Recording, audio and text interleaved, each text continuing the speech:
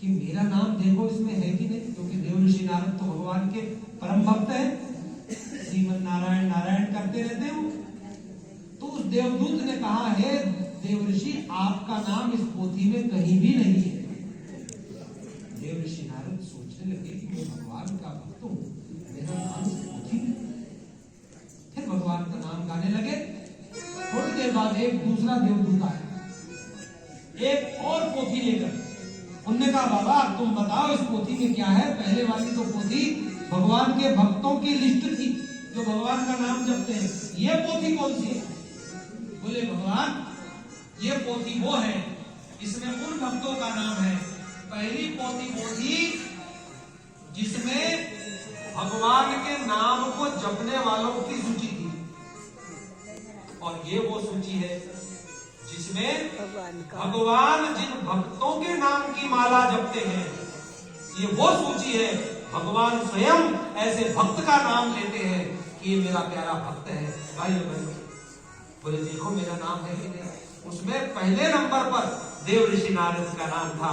बोलो भगवान श्री हरि की जय, देव ऋषि नारद की जय, सप्त ऋषियों की जय, दादा गुरुदेव की जय।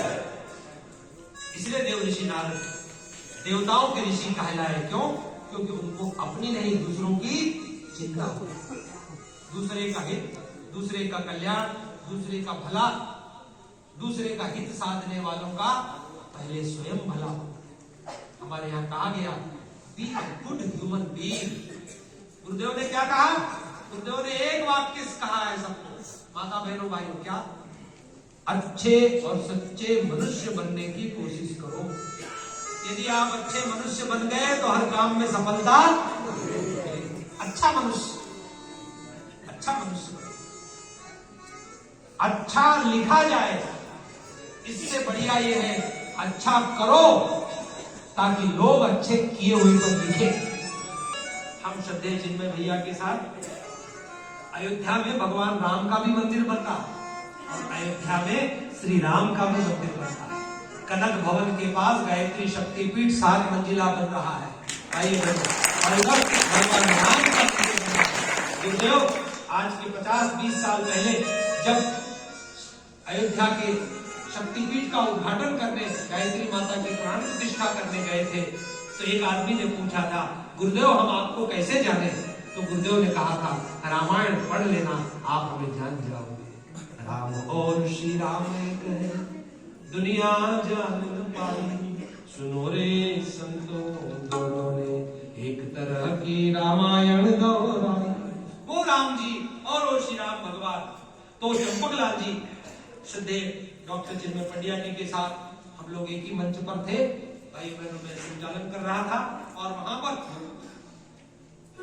पे एक बहुत बड़ा कैंपस है, रामायण रामलीला का बहुत बड़ा कैंपस है, उसमें कार्यक्रम हो रहा था।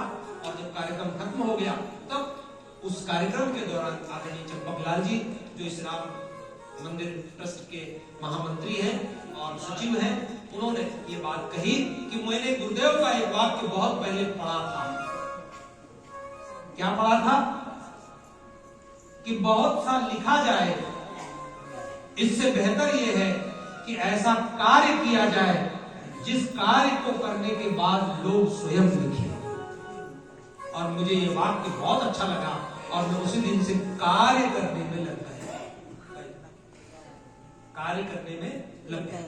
भगवान श्री विष्णु ने देव ऋषि नारद का कुशल क्षेम पूछा और देव ऋषि नारद को आशीर्वाद दिया और कहा, बताओ आज क्या प्रश्न लेकर आए हो? देवर्षि परम प्रीतः प्रपच्छ विनयान्वितः नेतुम जीवनचर्यां वै साधनामयतां प्रभु। हे भगवान, आप ये बताइए कि इस संसार में जीवनचर्या को ही साधनामय बना लेने और परम लक्ष्य प्राप्त करने का क्या उपाय है? ऐसा सरल जिसे सामान्य जनजीवन में उतारना कठिन न हो, घर छोड़कर किसी को भागना न पड़े, ऐसी तप तितिक्षा न करनी पड़े जिसे सामान्य स्तर के लोग नहीं कर सकते। भाइयों बहनों, भगवान विष्णु देव ऋषि नारद को बताते हैं कि जीवन साधना करने से,